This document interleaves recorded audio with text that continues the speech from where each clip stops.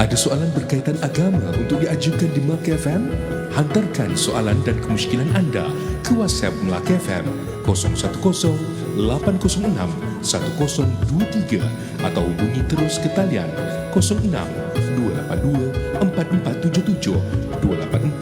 06-282-447-284-3377. Mutiara Ilmu, Jumaat 10 hingga 11 pagi, Ruangan Ilmu Melaka FM.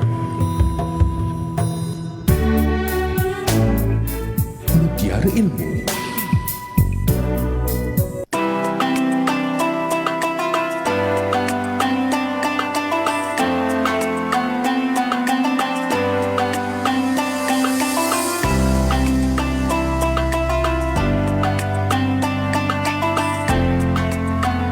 Okey, kita kembali lagi bersama dalam program Mutiara Ilmu 102.3 Radio Melaka FM bersama yang berbahagia Datuk Haji Muhammad Hashim Al-Hafiz, Imam Besar Masjid Al-Azim Masjid Negeri Melaka. Dan rakan-rakan pendengar, sekiranya ada sebarang soalan, hari ini kita nak masuk ke bahagian keempat berkaitan dengan solat. Jadi kepada anda yang mungkin ada sebarang soalan, boleh terus hubungi kami 282-4477 284-3377. Nanti insyaAllah yang berbahagia Datuk akan jawab. Baik Datuk, kita nak tanyalah berkenaan dengan solat ni, azan dan iqamat. Kalau ada yang sembahyang kan, ni ada yang bertanya ni, dia pergi solat bersama dengan kawan-kawan lah dekat surau. Masuk je waktu, Bilal tak sampai lagi. Jadi diorang pula tak berani nak laungkan azan tu. Sebab tak yakin. Jadi diorang bersolat tanpa azan dan juga iqamat. Adakah sah solat mereka tu? Okay. Dia belum kita jawab ni, kita nak kena pastikanlah syarat-syarat sah solat kan. Ya, bila kita nak sembahyang, salah satu daripada syarat sah sembahyang itu ialah masuk waktu. Yakin masuk waktu. Adapun azan dan iqamah ni, dia adalah sebagai nida. Maknanya memberitahu kan, atau isyarat memberitahu bahawa waktu telah masuk. Dan bagi kita nak mendirikan solat pula, orang yang nak mendirikan solat, kalau dia mendirikan solat telah dia yakin. Jadi perkara sembahyang ni dia sama macam puasa. Apa yang membatalkan puasa, itulah yang membatalkan solat. Itu kaedah dia. Jadi apa yang membatalkan solat, itulah membatalkan puasa. Contohnya, kalau kita nak berbuka, waktu belum masuk, maka batallah puasa kita. Begitu juga kalau mendirikan solat, kalau waktunya belum masuk, maka batallah sembahyang tak sah. Jadi dengan sebab itu, orang yang hendak mendirikan solat ini hendaklah diyakini bahawa telah masuk waktu, walaupun dia belum ada azan dilaungkan kan. Sebab azan dan iqamah ni hanya sekadar untuk memberitahu saja. Sebab tu disebutkan dalam firman Allah Ta'ala, wa iza nadaitum ila solah, dan apabila kamu menyeru untuk mengerjakan solat. Jadi matlamat azan dan iqamah ni ialah kerana seruan. Dan dalam ayat yang lain, iza dalam hadis Rasulullah sallallahu alaihi wasallam, iza hadaratis salatu falyu'azzin lakum ahadukum wa walyu'ammakum akbarukum. Jadi bila hadirnya ataupun masuknya waktu, maka azanlah seorang daripada kamu dan jadilah imam orang yang paling tua di kalangan kamu. Ni nak tunjuk apa? Di antara sunnah, perkara sunat sebelum mendirikan solat inilah azan dan iqamah. Kan? Azan iqamah ni bukan wajib. Kan? Dia sebab yang wajib tu nak menentukan sah sembahyang masuk waktu. Jadi maka bila masuk waktu ni disunatkan kepada seorang itu, bila nak mendirikan azan, nak mendirikan sembahyang, sama ada solat berjamaah atau solat seorang diri, maka azan dan iqamah. Lebih-lebih lagi kepada orang yang nak mendirikan solat berjamaah, kan?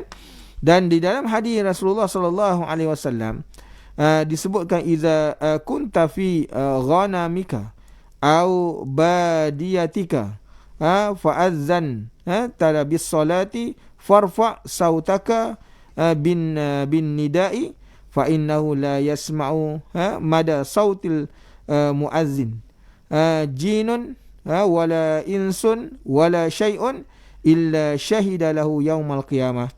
Apabila engkau berada bersama kambing peliharaanmu, kerana zaman tu orang Arab ni dia menggembala kambing. Kadang-kadang dia tak dapat semayang berjamaah dengan Rasulullah kerana dia bawa gembala dia jauh daripada kota Mekah ataupun di Madinah kan. Sebab kambing terlalu banyak. Jadi dengan sebab itu Rasulullah kata, apabila kamu ni berada dengan kambing peliharaanmu atau di padang, lalu engkau laungkan azan, maka tinggikan suaramu. Makna kuat sikit. Sesungguhnya tidak mendengar suara kamu tu ketika mana kamu azan oleh jin, manusia, sesuatu melain menjadikan saksi pada hari kiamat. Ini kelebihan orang azan lah. Jadi dengan sebab itu tuntutan azan dengan iqamah ni ketika mana nak mendirikan solat itu adalah sunnah. Tapi kalau nak menentukan, nak memastikan sah sembahyang, walaupun tanpa azan dan iqamah, maka yakin masuk waktu, maka selesai dah. Dah dikira sembahyang kita sah. Cuma sunnahnya nak mendirikan solat ni sama ada seorang diri, lebih-lebih lagi sembahyang berjamaah, maka dituntut untuk azan dan iqamah. Wallahu a'lam. Okey, itu dia jawapan bagi persoalan tadi. Dan ini berkaitan dengan, katanya ada kan, dia dengar kat radio penyanyi-penyanyi wanita kan suara sedap kan, dia kata lepas tu kalau orang perempuan laungkan azan tu mesti ramai orang datang solat berjamaah. Tapi boleh ke Datuk sebenarnya orang perempuan ni melaungkan azan? Okey, ini satu soalan yang bagus juga kan. Nanti orang lelaki dah tak boleh azan dah kan. Mesti kalau ramai bab bersuara je pelik nanti ramai akan datang.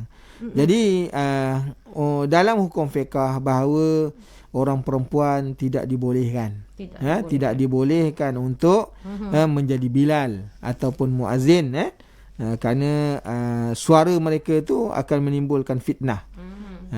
Kalau dia melaungkan azan, dia akan menimbulkan fitnah yang besar. Jadi dengan sebab itu wanita ni kalau dia tidak dituntut azan, tapi kalau nak iqamah, yang diharuskan untuk dia sama-sama dia saja. Okey. Kalau nak laung pakai mikrofon tak boleh lah kan. Kalau dia semayang sama-sama dia, kurang perempuan, yang dituntut untuk iqamah je. Azan tak boleh. Kerana dia punya fitnahnya besar. Jadi bila fitnahnya besar, maka Islam ni sadduz zara'i. Sadduz zara'i ni ialah menutup pintu-pintu fitnah. Islam ni dia agama yang menutup segala perkara yang boleh bawa fitnah yang lebih besar, maka ditutup. Jadi dengan sebab itu tidak dibuka ruang. Kalau dibuka ruang, nasaya akan jadi binasa. Jadi dengan sebab itu Islam ni datang, dia cukup mengambil berat tentang hak wanita dan menjaga dari sudut muruah ataupun keselamatan wanita itu sendiri, yang tidak ada pada agama lain kan. Ini keistimewaan yang datang, agama yang dibawa oleh baginda Rasulullah sallallahu alaihi wasallam. Wallahu a'lam. Jadi wanita tak boleh untuk melaungkan azan. Dan Datuk, kita jawab dulu pemanggil kita. Hello. Assalamualaikum Datuk. Waalaikumsalam. Soalan saya ada dua Datuk. Ya, saya. Yang pertama tentang azan ni. Ya. Datuk nak tahu, ada satu kisah yang pernah seorang sahabat minta nak azan daripada Bilal. Ya, saya. Datuk ya? Ya, saya. Kemudian malaikat turun dan bertanya kepada Nabi sallallahu alaihi wasallam bahawa tidak ada sembahyang subuh ke pagi ni. Ya. Datuk, apakah puncanya perkara itu berlaku? Okey. Yang kedua Datuk. Ya. Rata-rata lepas PKP ni Datuk, masjid dan surau sangat kurang orang Datuk. Jadi bagaimana kita nak meyakinkan bahawa kaum lelaki ni untuk bersemangat, yang mana mereka amat digalakkan untuk bersembahyang berjemaah di masjid, manakala isteri-isteri yang dikasihi itu lebih afdal ataupun aula sembahyang di rumah Datuk. Ya, saya. Sekian Datuk ya. Baik, Assalamualaikum. Waalaikumsalam warahmatullahi wabarakatuh. Jadi dua soalan yang bagus kan. Kita nak kupas lah. Dalam kita melakukan apa-apa sahaja amalan, perkara yang meletakkan akan terimanya atau tidak satu amalan itu ialah ikhlas. Jadi ikhlas ini adalah satu tunjang dalam dalam bab ibadah. yang disebutkan mukhlisina lahuddin, orang yang ikhlas dalam agama. Dia kalau tak ikhlas ni, walaupun terzahir perbuatan tu nampak macam agama, tapi boleh tertolak, kan? Contohnya pergi sama-sama ke masjid, nampak macam pergi, memang pergi ke masjid pakai kopiah, pakai jubah, dengan seorang lagi pergi pakai jubah juga. Seorang ikhlas, seorang lagi tak ikhlas. Tak ikhlas tu maksudnya lawan bagi ikhlas ni ialah riak, ujub, sum'ah dan takbur. Dia pergi tu dalam keadaan riak untuk menunjuk-nunjuk. Maka walaupun nampak sama gaya dia, seorang tak terima, seorang lagi dia terima. Maka begitulah yang berlaku pada zaman Rasulullah sallallahu alaihi wasallam di Madinah. Ketika mana ada seorang Ansar di Madinah, orang Madinah, penduduk Madinah, datang jumpa Rasulullah sallallahu alaihi wasallam nak minta jadi muazzin. Sedangkan di Madinah tu, ketika mana sampai di Madinah, Rasulullah telah mempunyai 2 orang muazzin, iaitu Bilal bin Rabah dan Ibnu Maktum. Jadi dia datang nak minta kerja. Kan? Senang cerita tak? Nak minta jadi muazzin lah. Rasulullah kata tak boleh, sebab dah ada Bilal lah. Kami dah ada Bilal dan mereka ni dah bertugas, kan? Dia kata minta lah naknya. Tak boleh, Rasulullah kata. Ya Rasulullah, kalau tak boleh, bagi sebulan cukup lah. Nak jadi Bilal sebulan je. Rasulullah tak boleh. Rasulullah kata dah ada Bilal, nanti Bilal aku tak ada kerja pula, kan? Dah ramai sangat. Ni dia overload, nanti payah. Jadi dia kata, ya Rasulullah, tak apa, kalau tak boleh sebulan, seminggu cukup lah. Rasulullah kata tak boleh. Ya Rasulullah, kalau tak boleh 1 hari pun cukup. Jadi dia minta juga. Rasulullah ni beri dalam keadaan Rasulullah tak suka. Jadi Rasulullah kata diberinya 1 waktu subuh. Maka Rasulullah pesan dengan Bilal bin Rabah, Bilal, besok jangan turun bertugas, sebab ni kawan ni dia nak minta azan. Jadi apa tujuan dia minta tak? Kerana lelaki ni dia punya suara yang cukup baik. Sebab kita tahulah orang Arab ni kalau suara yang bagus memang bagus, kan? Mereka punya suara memang kita tak boleh nafikan. Jadi dia ni dia azan kerana niat dia tidak ikhlas. Kerana tidak ikhlas tadi. Apa ni, ketika mana dia azan, memang satu Madinah dengar, subuh tu memang kelas orang punya azan, kan? Azannya memang orang kata, kalau writingnya memang part writing lah. Sebab suaranya memang sedap, kan? Selepas azan, Rasulullah pun mendirikan solat subuh. Kemudian waktu duha, malaikat Jibril datang jumpa Rasulullah. Dia kata, ya Muhammad, adakah penduduk bumi hari ni tak azan? Tak semayang? Dia kata, kami semayang. Kata malaikat Jibril, kami penduduk langit tak dengar suara azan ini. Ini nak menunjukkan apa?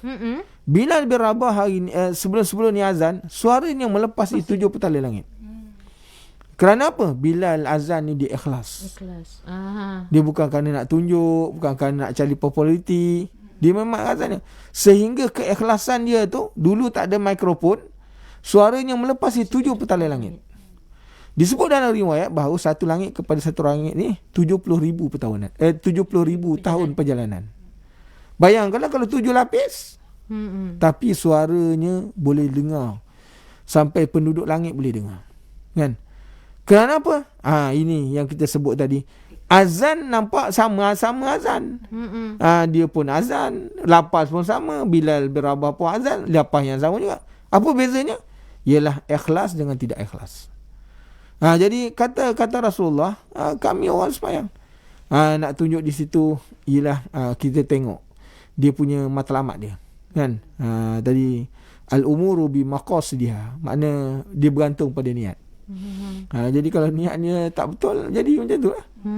Jadi itu berlaku. Makna ikhlas adalah sebagai tunjang dalam menentukan ibadat terima tak terima. Itu yang pertama. Okey. Yang keduanya, hari ni kita memanglah selepas PKP ni kita menghadapi di mana-mana masjid lah. Bukan ke tempat kita je, di mana-mana, kan? Sukar hari ni kita nak mencari jamaah untuk menghidup dan mengimarahkan masjid. kita kena kembali kepada hukum lah, bahawa kita masyarakat ni perlu disedarkan dengan memberitahu tentang fadail. Makna kelebihan datang berjamaah, kemudian kelebihan bersemayang di masjid, kelebihan beriktikaf, kena diberitahu. Jadi jalan memberitahu ni ialah tak boleh kita nak buat macam mana? Ialah menghidupkan majlis ilmu.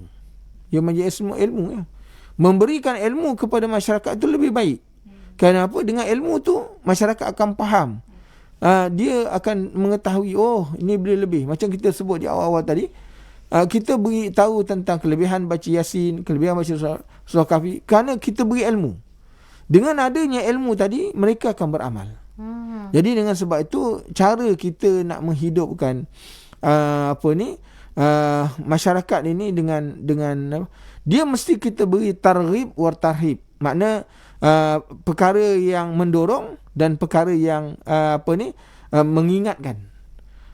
Sebab zaman Rasulullah sallallahu alaihi wasallam, Rasulullah mengingatkan siapa tak datang sembahyang jemaah, kita himpun kayu bakar rumah dia. Itu sebagaimana tarhib, makna nak menakutkan, kan? Dan dalam hadis yang lain Rasulullah sallallahu alaihi wasallam menyebutkan, mana-mana satu qaryah, satu tempat ada 3 orang atau lebih, mereka tidak sembahyang berjamaah, tak menghidupkan jemaah, sesungguhnya orang itu telah dikuasai oleh syaitan. Jadi tujuan tu ialah, kalau kita tak beri ilmu tak boleh. Maka kita tengok memberi ilmu ini medium. Salah satu daripada medium yang kita bila cakap ni semua orang boleh dengar. Walaupun kita tak nampak mereka, tapi berapa ramai orang yang boleh mengambil manfaat, sebab setiap rumah ada, kan? Dalam jalan boleh, duduk di rumah boleh, kan? Sebab tu kita berterima kasih lah kerana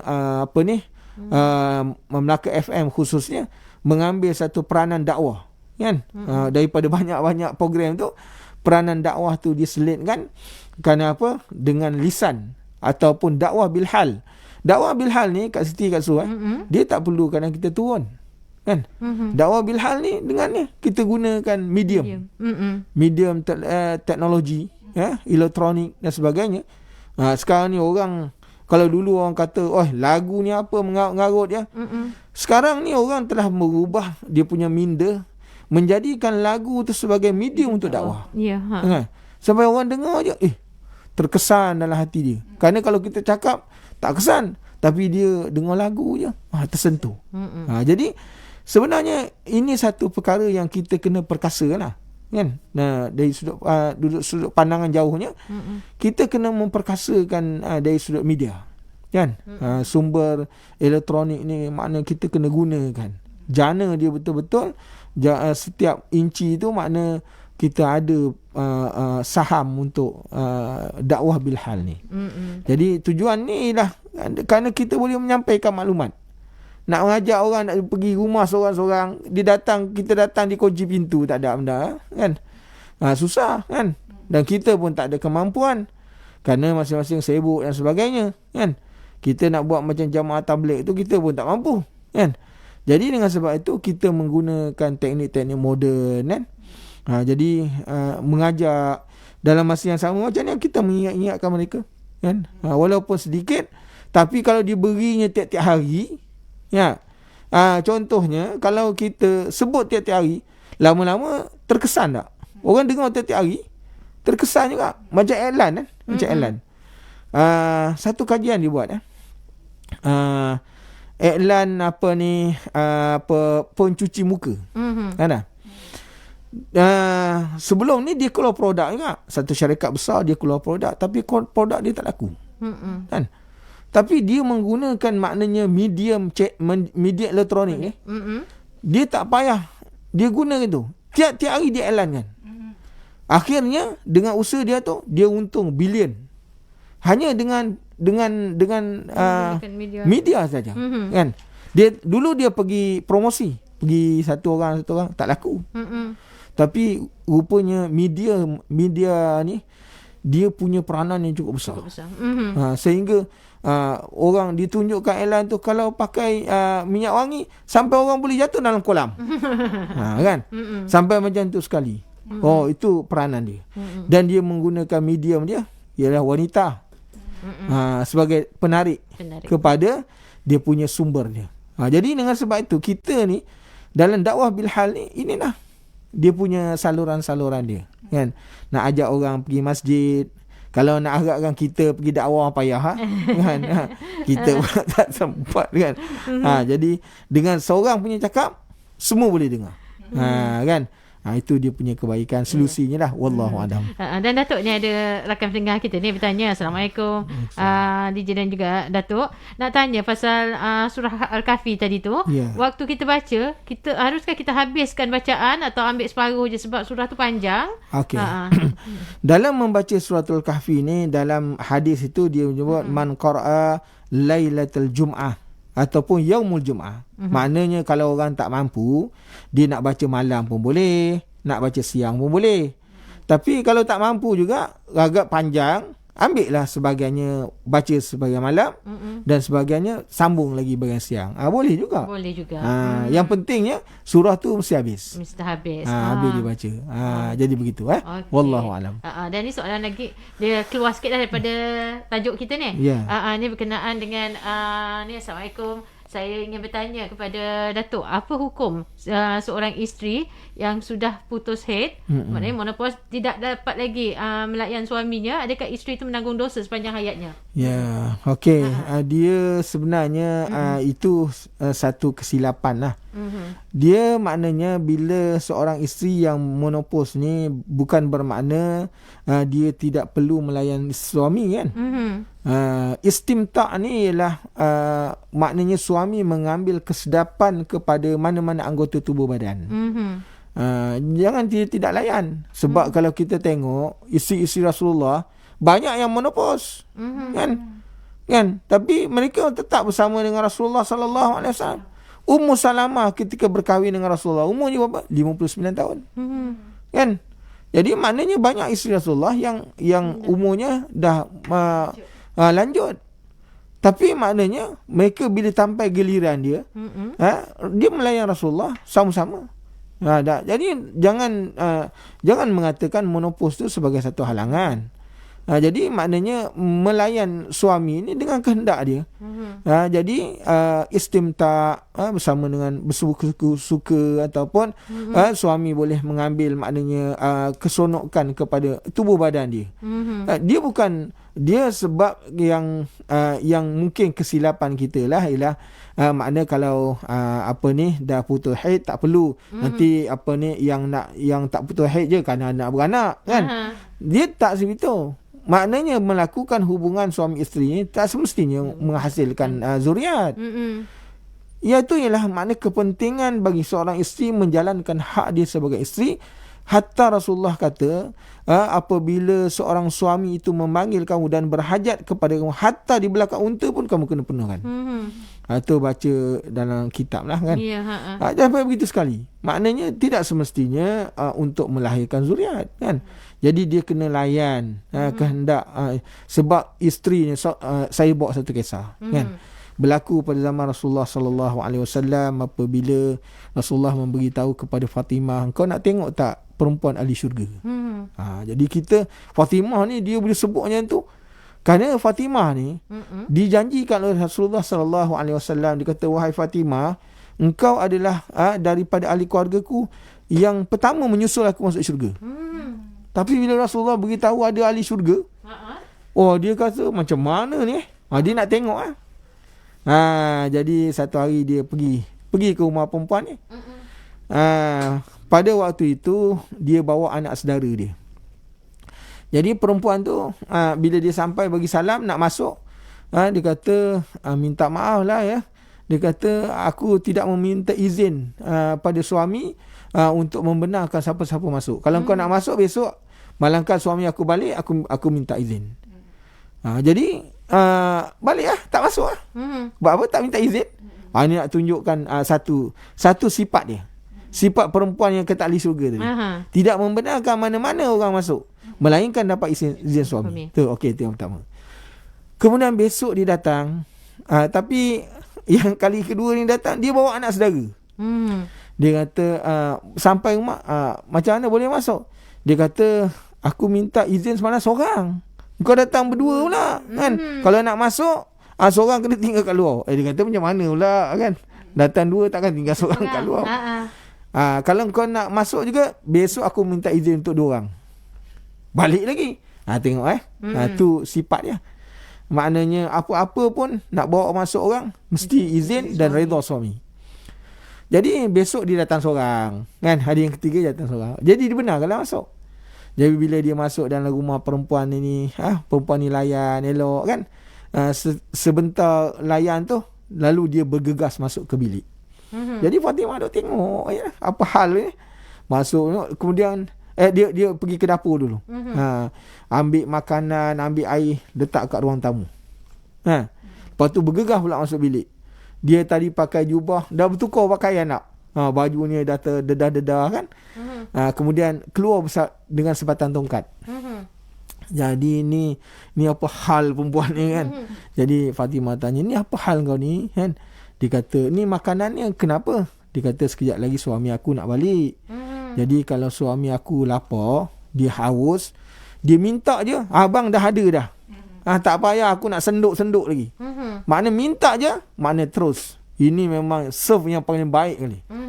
Kan? Minta je, abang dah ada. Nak air, bang dah ada. Tak payah nak terhege-hege baru nak buat kan. Ini untuk peringatan wanita-wanita di luar lah. Dan peringatan kita dah. Jadi apa ni, kalau kadang-kadang kita minta maaf lah kan. Kita nak tengok contoh-contoh perempuan syurga ni, kita kena kadang-kadang kita kena menilai diri kot. Bila suami nak makan, abang senduk sendiri Jadi pun macam mana kan, bertahun-tahun suami kena senduk sendiri. Dalam senduk sendiri kena terketuk dengan senduk lah. Jadi kita nak tengok di situ ialah bagaimana ciri-ciri yang kita nak sebut kan. Kemudian apa ni, dia ada bagi sebab ni yang kau pakai pakaiannya macam mana. Dia kata, aku ni suami aku pergi bekerja. Kau tahu kalau dia pergi bekerja, dia memandang macam-macam orang kan.